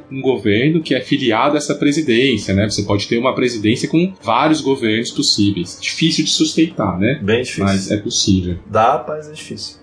Se a China estiver aberta, vai ter uma parte do comércio da China, que o Kiss já comentou, né? Algumas regiões específicas ali vão proporcionar mais lucros, né? Dependendo, você tem que estar em regiões específicas e precisa estar com barcos alocados lá, ou seja, então você está tirando barcos das rotas principais para alocar para a China, o que é uma outra decisão importante e gerencial. E aí, acabando isso, nós vamos por uma parte assim que seria mais uma parte burocrática ali agora, para fazer o quê? Aí vai coletar os lucros, né? Vai ver se, dependendo dos empréstimos que tem, vai ser a parte contábil. A gente pode resumir assim, né?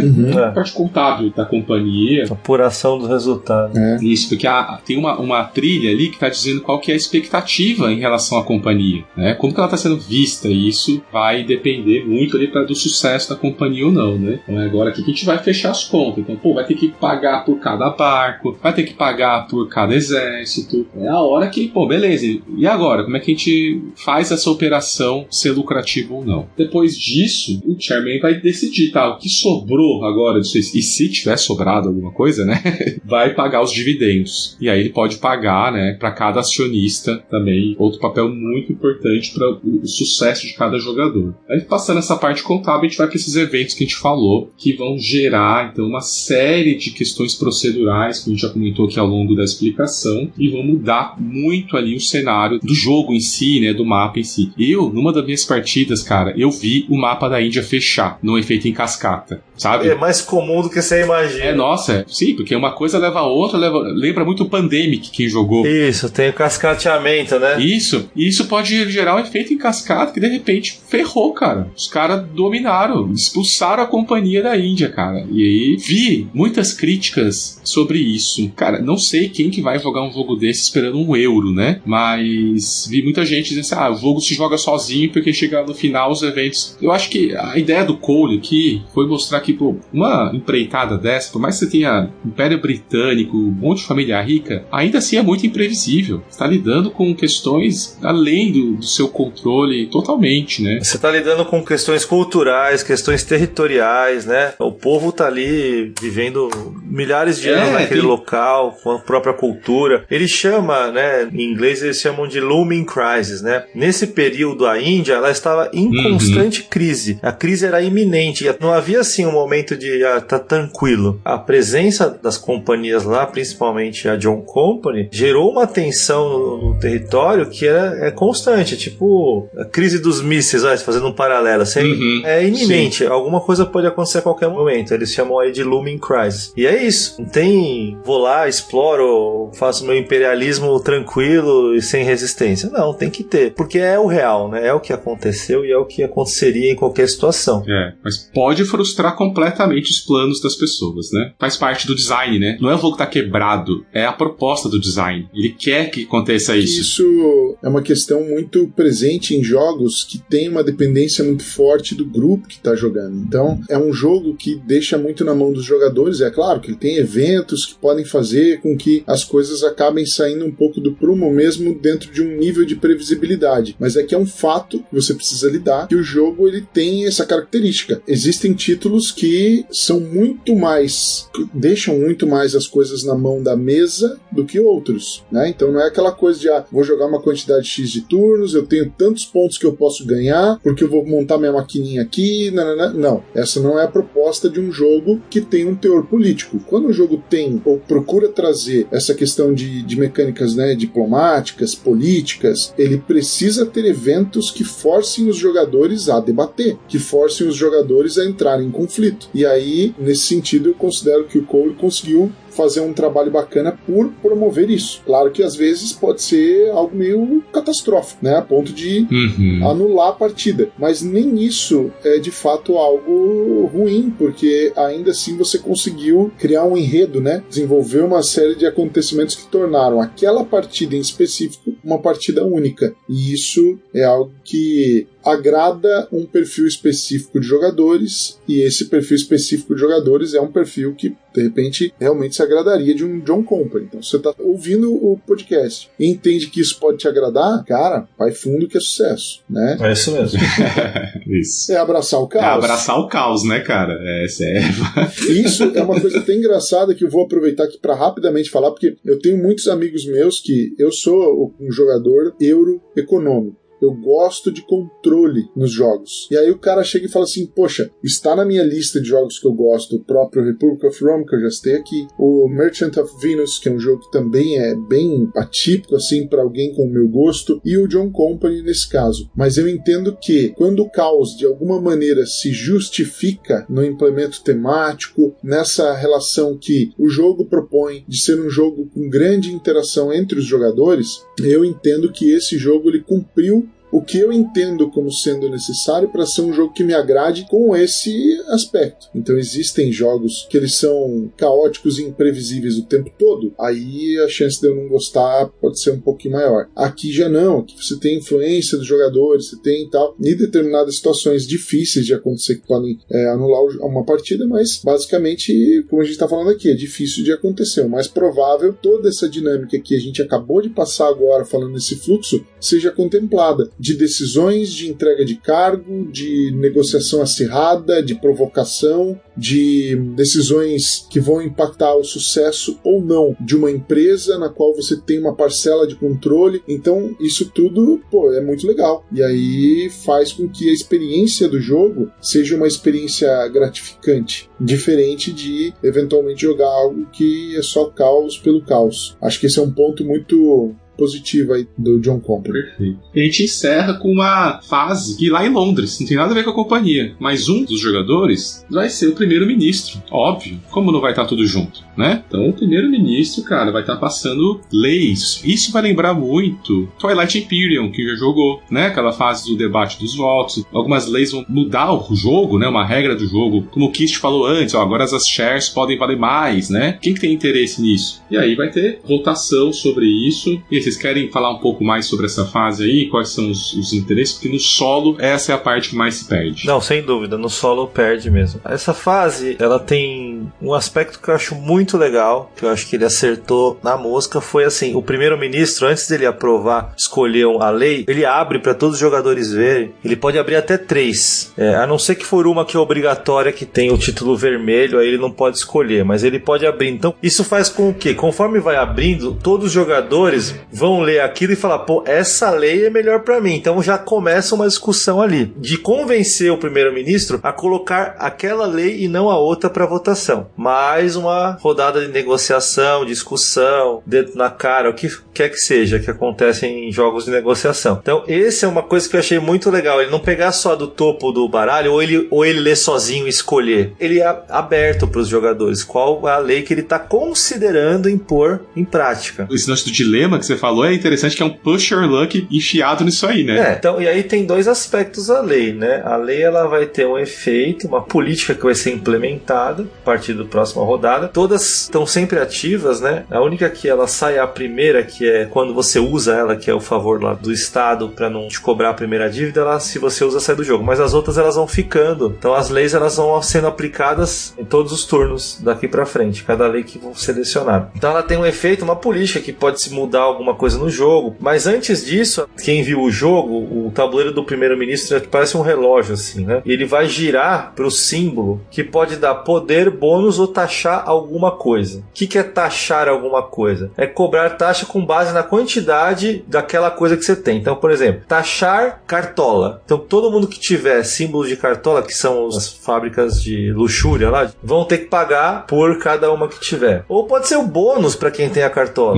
que aí pega um dinheiro que todo mundo tem a cartola. Ou pode ser poder para a cartola, que vai fazer com que ela tenha mais relevância no final do jogo. O track de poder é assim: ações, navegação, estaleiros e cartola, que é o itens de luxo. Os dois primeiros vão pontuar no final do jogo. Então, quando você fala assim, poder, é fazer com que ele suba uma posição no poder. Então, quem tem mais, vamos usar ações, por exemplo, vai querer que não taxe ações e que dê bônus para ação ou que dê poder para quem tem ações. Além do efeito da política, tem esse efeito imediato, né, que é não ser taxado mais que o seu adversário, ou ter mais bônus que os adversários, ou ter mais poder que os adversários. Então, assim, é uma camada a mais, além da política em si que vai ser implementada. Então, são essas duas dimensões que vai ajudar a aquecer as discussões, as barganhas, etc. Lembrando que tudo isso é só para colocar a política em votação. Depois tem a votação em si. Exatamente, que é também um momento particular, né, de novo, em que as pessoas compram, e essa votação ela tem duas rodadas, vamos dizer assim, né? Ela pode ter duas rodadas. Então você tem um fator de decisão que pode forçar que um novo giro de votantes aconteça, né? No sentido de que passa-se todo mundo fazendo seus votos, depois que isso se concluiu, pode dar uma nova sequência ou parar por ali. Então, nesses momentos, pelo menos nas experiências que eu tive, também rola muita interação, porque às vezes alguém não quer que aquilo seja aprovado, tenta comprar o outro, enfim, aí geram situações específicas ali inerentes a essa fase. É tipo um momento aí do chá dos poderosos, né? Os caras estão lá, hoje a gente fala que tudo acaba em pizza, então ali seria meio que esse momento assim de tentar você entender, né, as melhores maneiras de nessa fase prejudicar os seus adversários, fazer alianças, mas numa coisa bem mais voltada pro gogó mesmo, porque é um momento de uma lei, como o Kish falou. Normalmente esse também, é um ponto que eu destaco aqui como um dos potenciais pontos, seriam aí uns potenciais pontos de reflexão, porque essas leis elas trazem problemáticas reais em relação ao período, né? Eu lembro que numa das partidas rolou, agora não vou me lembrar exatamente o texto ou o que a lei fazia, mas era uma certa pressão em relação à preocupação de outros países sobre a fome que estava acontecendo na Índia. E aí você está nessa mesa discutindo porque a responsabilidade dessa fome é sua, é em relação ao que você está fazendo sobre a Companhia das Índias Orientais. Então tem essa dinâmica aí, né, que seria um ponto aí em que tem uma recuperação temática. Uma coisa que eu acho legal também, 2 pontos só a acrescentar aqui. Tem uma taxa específica que fica junto com esses itens que a gente comentou, que é um símbolozinho de uma janela. E, inclusive, quando você se aposenta, quanto melhor a casa que você se aposenta, mais janelas ela tem. Isso é um fato real, histórico. No final, 1690 e tanto, quase 1700, a Inglaterra estabeleceu a taxa baseada em quantidades de janelas que a casa da pessoa tinha, porque os pobres tinham menos janelas e os ricos tinham mais janelas. É igual quando a gente fazia aqui na década de 80, quem tem mais TV em casa, quantas TVs você tem. Isso foi real, foi uma taxa que chama Windows Tax, né? É o imposto que as pessoas pagavam por ter janelas em casa. Então, muitas dessas taxas já que caem, além de pagar por aquele item,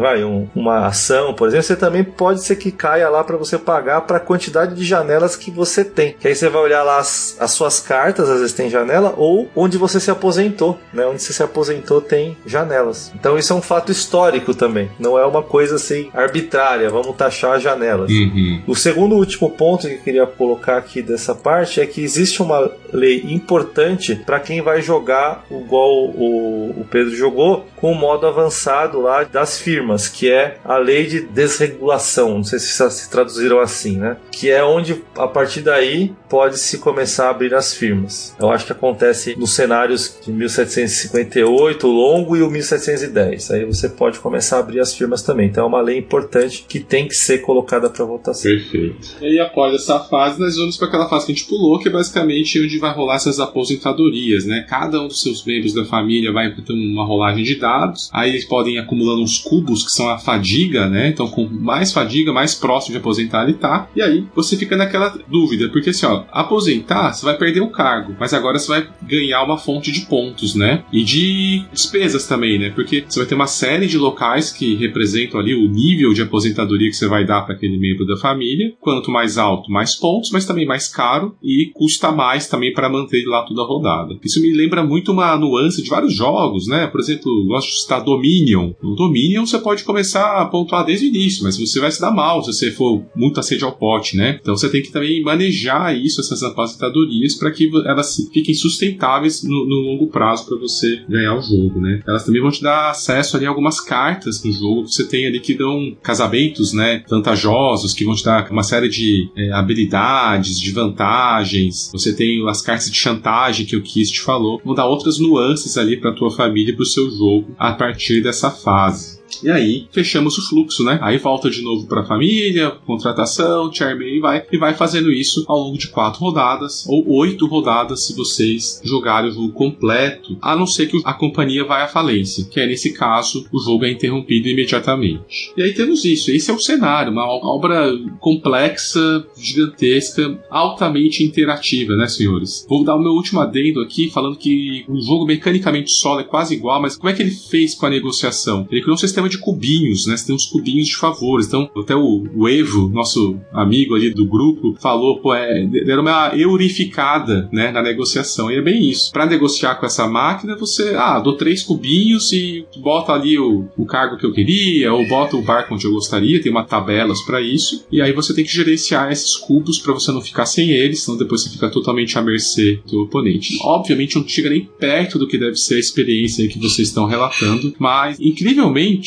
torna uma das experiências para um jogador solo cabeçudo magníficas, assim, tá super bem cotado. É incrível o feito que o Rick Royal, que é o mesmo cara que fez o do Pax Pamir, também conseguiu fazer, criar um modo solo para um jogo desse. Eu queria só fazer um comentário aqui sobre uma questão que me deixa curioso, né, porque eu não joguei, eu nem tenho uma cópia do jogo, tá? Eu jogo a cópia do Lucas Ortiz aí, quando ele convida, que tem até um grupo para jogar de John Company, tá? Oh, mas que sonho isso! Exatamente. E aí eu fiquei aqui nesse episódio, o pessoal ouvindo aqui, né, a questão aí toda trazida pelo Kist, pelo Toledo. O Toledo, como vocês devem imaginar, é um cara muito agradável. Agora, pensar, como é que o cara joga um negócio desse solo? Toledo, que isso?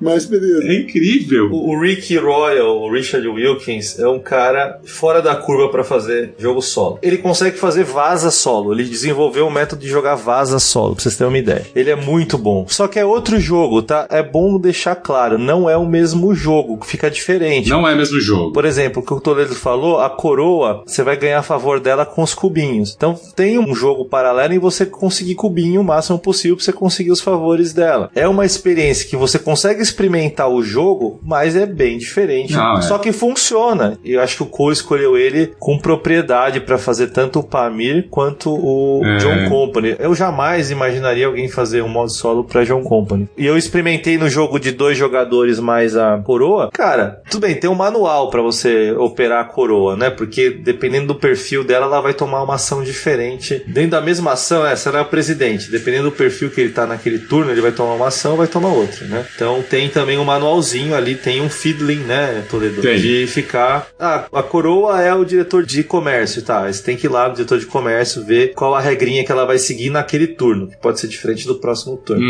Mas assim, assim, funciona, o jogo não fica quebrado. Nossa, não. É um jogo diferente, mas que se sustenta. Já falei do Rick Roy uma vez aqui, acho que é o Felga que é fã dele também. Isso. Esse cara, ele é bom pra fazer esse tipo de design. É uma maneira ótima pra você treinar. Por exemplo, assim, mecanicamente o jogo pra mim agora tá decifrado. Agora meu sonho é jogar com outras pessoas agora e ver isso, né? Eu tô ótimo pra mestrar uma partida, mas eu preciso de hora de jogar com mais pessoas. Minha calma, tá, Toledo? Eu fiquei pensando que era alguma coisa assim, não quero mais me envolver com pessoas, eu não quero mais falar com ninguém. Ah, não. O que eu acho que chamou atenção foi que, pô, eu acompanho bastante a comunidade solo lá do BGG e, cara, ele começou a ser muito bem ranqueado. Falei, mas que porra é essa, cara? Eu preciso testar agora pra ver. E me surpreendeu. Eu falei, meu Deus, funciona, né? Mas é isso, você tá usando tudo aquilo que o Colo criou de um outro jeito, mas ainda vale a pena, né? Obviamente que não vai ser a mesma experiência social que a gente tá falando aqui. Deve ser algo que vai diferenciar de outros designs. Com certeza. Meus amigos, pra gente fechar aqui então um pouco, que a gente acabou se alongando, né? O Zabu vai ter um trabalhão. Queria assim, ó, a gente já falou bastante sobre o jogo, e aí, nesse momento, a gente vai olhar lá nas lojas, ele tá encalhado, cara. Incrível, né? Tá por uma bagatela de menos de R$400 um jogo desse. Nossa. E aí? Acho que a gente já comentou um pouco, né? Mas por que será que não deu certo aqui no Brasil? Eu entendo, tá? Colocando aqui que houve um evento do qual eu, inclusive, me incluo. Eu tinha uma expectativa muito grande com relação ao Hegemony, né? E eu lembro que o John Company e o Hegemony, eles saíram praticamente no mesmo mês. Ah, é verdade. A distância de lançamento de um pro outro foi muito próxima. E eu acho, assim, pelo menos pensando, tá? No volume de comentário de canais, das possibilidades, enfim, que foram criadas e falando a respeito do jogo, o Hegemony, ele teve mais destaque do que o John Company, né? O John Company, ele foi lançado, ninguém falou muita coisa sobre ele. Eu fui impactado pelo tema e aí pelo conhecimento prévio ali que eu tinha a respeito do jogo e tal, mas eu não tive esse contato mais comercial, propagandista que se formou, obviamente com outros títulos e neles inseridos o Hegemony. Eu tinha uma expectativa enorme com o Hegemony. Então, na hora de fazer a compra, eu optei por comprar o Hegemony.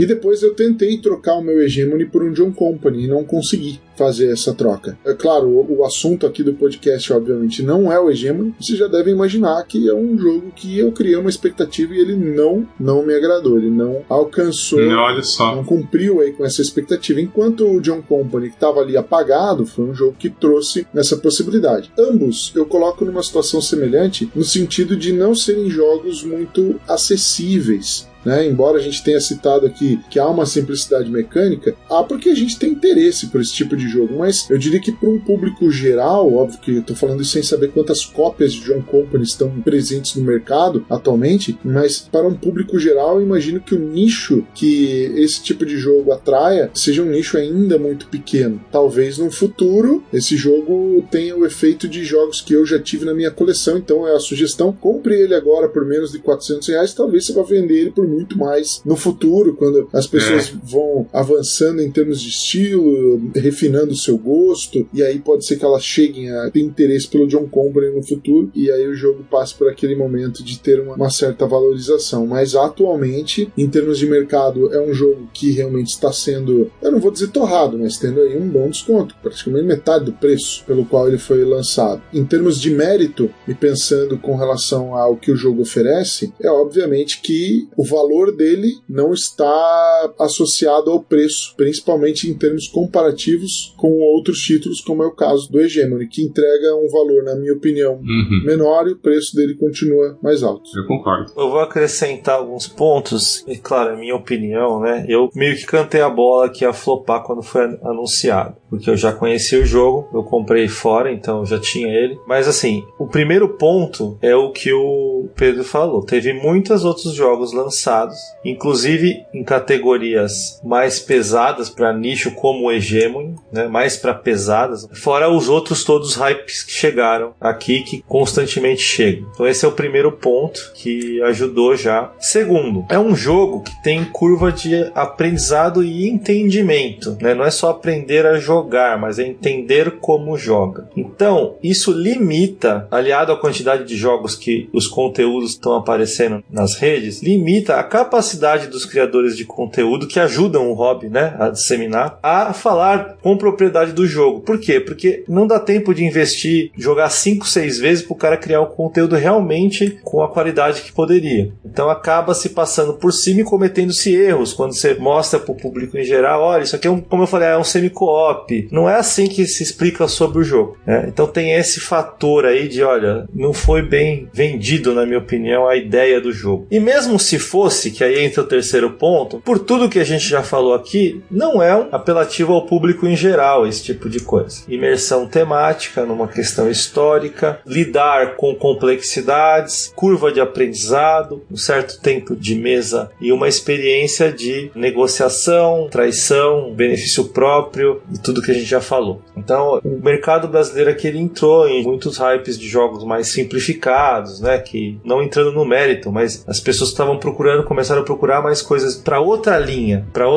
de tipo de jogo. E aí ele entrou meio torto, né? E como o Pedro falou, quem queria algo mais elaborado e tal, acabou indo mais pro Hegemon, por exemplo, né? Uhum. O mesmo comentário que eu fiz do iFrontier, por que é difícil ter conteúdo muito elaborado nas redes sociais? Porque, até por prudência dos próprios produtores de conteúdo, não fazer conteúdo que você não entendeu bem ainda. Por isso que a gente chamou o Vitor quando a gente fez aqui, porque é o cara que joga 15 anos no negócio toda semana. E aí, quem que é o criador de conteúdo hoje que tem tempo pra fazer isso? Então, é mais difícil você criar esse interesse. E mesmo criando, não tem gente que não vai gostar, não vai querer, não vai preferir, não. Então, aqui a gente tentou, pelo menos, trazer hoje, desmistificar alguns pontos, né, de que é semi-co-op e deixar bem claro o que é o jogo para que esperamos, né, que desperte interesse em mais pessoas. Mas esse é meu resumo. Né? Foi perfeito. Eu também acho que vocês tocaram nos pontos aí que eu acredito que foram uma dificuldade de transmitir o que é o jogo de fato. E não culpando os produtores de conteúdo. Não, você falou, não tem como. O cara tem que fazer vários. Tô culpando, acho que eles estão até certos. Né? De não cobrir uma coisa que não tá clara. Não cobrir algo que não tá bem claro. Né? Isso. É mais uma questão de inviabilidade comercial do projeto em si do que necessariamente, né? Tipo, não ganhou propaganda porque não é fácil propagandear ele. Isso, exato. Não é fácil. Só o nome do Cole não adiantou, né? E a beleza, né? Tem a questão da beleza também, né? É isso. Bom, Pedro, seguinte, a gente tá chegando em 2 horas e eu quero te fazer um convite. Se a gente pegar aquele seu questionamento final e transformar num episódio sobre isso, cara, que eu acho que daria pra gente falar pra caramba sobre isso, falar de jogo educativo, jogo histórico. O que você acha, meu amigo? Eu acho que gera uma pauta master ali, né? Pra gente trazer sobre outros contextos, né? Outros jogos. Outros contextos. Senão vai ficar raso agora, a gente vai ter que falar pouco e vamos desperdiçar uma boa pauta. Pode ser? Claro, eu tô contigo, adoraria fazer um episódio disso. Seria também delícia. acho que seria bem legal, cara. E eu ia abrir a boca aqui, bicho. Ia ser polêmico, o pessoal ia me odiar, mas bora, é isso aí. Não, vambora, vai dar certo então. Então, pessoal, tentamos, né? Vai dar um episódio longo, tentamos trazer a nossa experiência com o jogo, mostrar pra vocês dessa maneira aqui, né, narrativa, como que é a experiência de jogar. Esse design que eu diria que é único, é daqueles que você não vai, talvez como o Pedro falou aí, o Republic of Home, você vai ter algo similar, mas dificilmente você vai jogar algo parecido se você jogar com um grupo certo, jogar com pessoas que estão entendendo o que estão fazendo. Se deem a chance de jogar uma vez aí, experimentar. Temos aqui 2 pessoas que jogaram bastante, né? Foi difícil a gente conseguir juntar aqui para fazer esse episódio, mas acho que vai valer a pena aí para o resultado. Deem aí o feedback de vocês, o que vocês acharam, se despertou interesse, se vocês querem abrir uma mesa aí no Tabletop Simulator pra gente arriscar e quem sabe fazendo uma mesa online. Estamos abertos, né, gente, para ouvir aí. E, por favor, o de sempre, né? Vai lá no Spotify seguir a gente, dá ali as estrelinhas, isso ajuda demais a gente aí a impulsionar aí nos algoritmos. Também estamos no YouTube, se você puder, não escuta lá, mas segue a gente lá para ajudar, que também impulsiona, a gente tá começando a ter um público diferente lá no YouTube. Também estamos na Ludopédia e temos nosso grupo de WhatsApp, que é bem pacato. Se você tá fugindo aí de grupos movimentados, o nosso é o canal para isso, bem quietinho, mas tem as pessoas lá com os interesses em comum. Deixe os comentários aí onde vocês acharem válido que vamos responder. Agradecer quem aguentou ouvir aí 2 horas de... não sei quanto tempo vai ficar no final, mas quem aguentou ouvir esse tempão aí de John Company. Agradecer imensamente imensamente aqui, cara, o Kist e o Pedro por ter topado falar desse jogo, que eu tava empolgadíssimo. Muito obrigado, meus amigos. Dou aí a palavra final pra vocês. Obrigado, Toledo. Acho que foi um tema off-topics, né? Mas acho que cabe na temática do podcast do Arqueojogos. E pra mim foi um prazer falar, compartilhar a experiência que eu tenho com o jogo. É um jogo que você tem que viver a experiência, né? Não adianta teorizar. Convido todos a jogarem. Acho que a ideia do tabletop, estamos abertos. Quem quiser fazer uma partida. Tem meu contato aí no Ludopedia. Fiquem à vontade para entrar em contato, concordar, discordar, fazer perguntas ou correções. Estamos aí. Obrigado a todos, pessoal. Bom, eu também agradeço aí a você que nos ouviu até esse momento. Queria agradecer pelo convite. Para mim é sempre um prazer falar a respeito de jogos de tabuleiro, especialmente desses que são verdadeiros jogos aí com muitas nuances, com muitas possibilidades. Eu acho que o John Company faz parte disso. O canal aí do Arqueojogos, né, e os seus podcasts procuram justamente trazer à tona jogos que têm essas características. Então, se você acompanha, eu acho que você está num ambiente bacana para conhecer coisas que realmente se coloquem como grandes diferenciais aí nesse cenário, porque jogo de tabuleiro tem pra caramba. Então, é bacana escolher bem, primeiro pelo cuidado com o seu dinheiro e também com o seu gosto pessoal. Eu espero que a gente tenha conseguido elucidar, de repente colocar aí algumas possibilidades para ser um convite a conhecer o John Company. E eu não sei se eu posso, mas vou fazer aqui um jabá aí, Toledo. É possível? Posso? Deve. Então... Deve. Deve. Então, beleza. Pra quem não me conhece, eu tinha no passado um podcast também que se chamava O Guia do Jogador. Em alguns episódios o Toledo esteve lá com a gente. Já tive muitas trocas aí com ele no mercado de ações, agora aqui no Arqueojogos, no próprio Guia do Jogador. Hoje a gente já não grava mais, mas tem lá uma certa biblioteca de episódios falando sobre jogos de educação, design de jogos, uma série de episódios que ainda considero atuais, interessantes e que eu acho que vale muito a pena ouvir. E estou também com uma nova iniciativa. A gente tem trabalhado bastante e conseguido ótimos resultados. A gente tem aí a nossa aceleradora de jogos analógicos. É um trabalho que a gente tem como empresa que se chama Propellant Games. A gente está fazendo parceria com editoras. Se você está numa fase, às vezes, de desenvolvimento de jogo e gostaria de participar de um programa de aceleração, de mentoria, de playtest, né? Então a gente procura promover esse espaço por meio da Propellant. Então, a gente deixa ali o meu canal de contato em alguma descrição do episódio para você poder entrar em contato, saber um pouco mais. Em breve a gente vai ter o nosso primeiro programa de aceleração com nomes muito reconhecidos no nosso mercado interno, no mercado externo também, para falar sobre jogos de tabuleiro. E aí, poxa, imaginem algo aí contextualizado, mas obviamente trazendo informações sobre a história dos jogos, sobre mecânicas, várias coisas que são importantes conhecer para desenvolver jogo de tabuleiro. Se não desenvolve, quer só testar, tem espaço também. Se gostaria de repente se envolver em alguma outra etapa relacionada ao desenvolvimento de um jogo, também estamos abertos aí para isso. Então, só fazendo esse jabá, uma breve apresentação, Propellant Games, procura pela gente aí, beleza? Valeu, galera, obrigado Arqueojogos, Toledo, Kist e até uma próxima. Valeu, Pedrão, vamos deixar esses links aí pra galera. Você vai voltar mais vezes aí também, continuar falando dos projetos. Então, eu deixo aqui meu agradecimento a todos vocês. Nos vemos. Até mais. Tchau, tchau. Tchau.